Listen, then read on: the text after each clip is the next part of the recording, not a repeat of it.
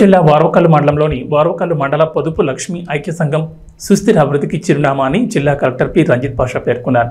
వారవకల్లు మండలంలోని బాలభారతి పాఠశాల మైదానంలో వారవకల్లు మండల పొదుపు లక్ష్మి ఐక్య సంఘం రజతోత్సవ మహాసభ కార్యక్రమం నిర్వహించారు.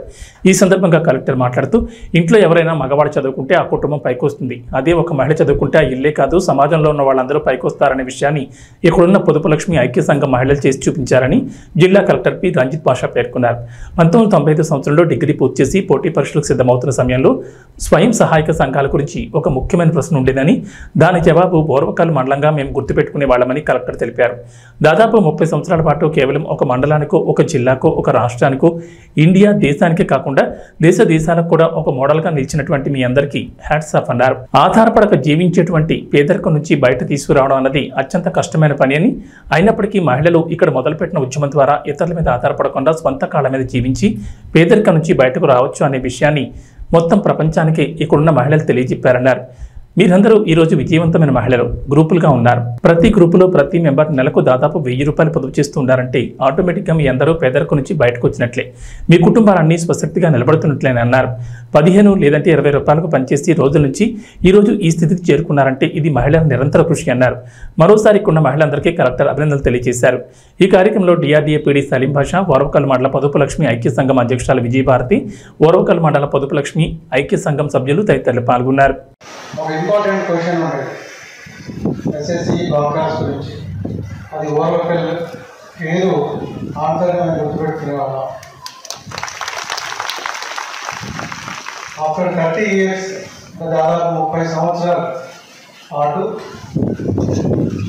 కేవలం ఒక మండలానికో, ఒక జిల్లాకు, స్టేట్కు, ఒక కంట్రీకి, ఒక ఇండియాకి కాకుండా దేశాలకు కూడా ఒక మోడల్గా తెలిసినటువంటి అందరికీ కూడా నిజంగా హ్యాట్స్. చదువు పరంగా హెల్ప్ చేయొచ్చు, కానీ వాళ్ళని సొంత కాళ్ళ మీద వాళ్ళు నిలబడి వాళ్ళంతా వాళ్ళు ఇతరుల మీద ఆధారపడకుండా జీవించేటువంటి పేదరికం నుంచి బయటకు తీసుకోవడం అన్నది అత్యంత కష్టమైనటువంటి పని. దీన్ని మీరందరూ మహిళలు ఇక్కడ స్టార్ట్ అయిన ఉద్యమం ద్వారా మొత్తం ప్రపంచానికే మీరందరూ కూడా దీన్ని తెలియజెప్పారు.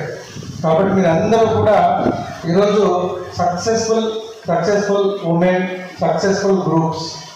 సో మీకు అందరికీ మరొకసారి మీరందరూ పేదరికం నుంచి బయటకు వచ్చినట్టే, మీ కుటుంబాలన్నీ స్వశక్తిగా మీరు నిలబడుతున్నట్టే. ఇది మీతో ఆగిపోలేదు, మీరు మీ దగ్గరికి ఆగిపోలేదు. మీరు ఈరోజు నేను ఒక ప్రజెంటేషన్ ఇచ్చారు, వారవకల్లుకు సంబంధించి ఈ పొదుపు ఐక్య సంఘం సంబంధించి ఒక ప్రజెంటేషన్ ఇస్తే రియల్లీ ఒక గవర్నమెంట్ ఏం చేయగలదో, లేదంటే ఒక గవర్నమెంట్ గురించి ప్రజలు ఏం ఆశిస్తారో అవన్నీ కూడా మీ ఐక్య సంఘం వాళ్ళు చేసి చూపించారు.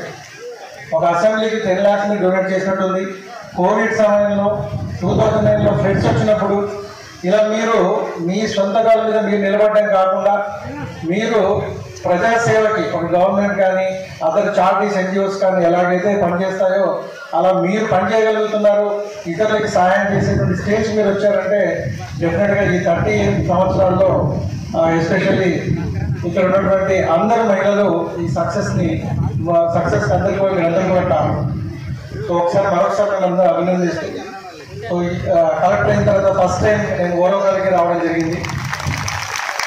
ఈ నెలకు నేను కూడా గ్రామాన తిరిగాను, ప్రతి ఇల్లు టచ్ చేశాను. అమ్మ 1000 రూపాయలు పొదుపు చేసుకుంటా ఉన్నామని ప్రతి ఒక్కరు, కొంతమంది 500 పొదుపు చేసుకుంటా ఉన్నామని కూడా చెప్పడం జరిగింది.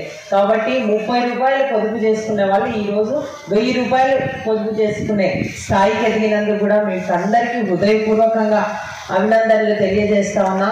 అంతేకాకుండా మీ కుటుంబంలో మీరు మీ పిల్లలను బాగా చదివించుకొని, అలాగే మీ కుటుంబం ఆర్థికంగా ముందుకు తీసుకొని చాలా బాగా పైకి వచ్చారు. మీరు అంతర్జాతీయ స్థాయికి వెళ్ళడం అంటే వారవకల్లు మండలం చాలా గర్వించదగ్గ విషయం. దీని వెనక విజయభారతి అమ్మగారి కృషి ఎంతో ఉంది. ఆ రోజు ఎవ్వరూ ముందుకు రాని టైంలో మిమ్మల్ని అందరినీ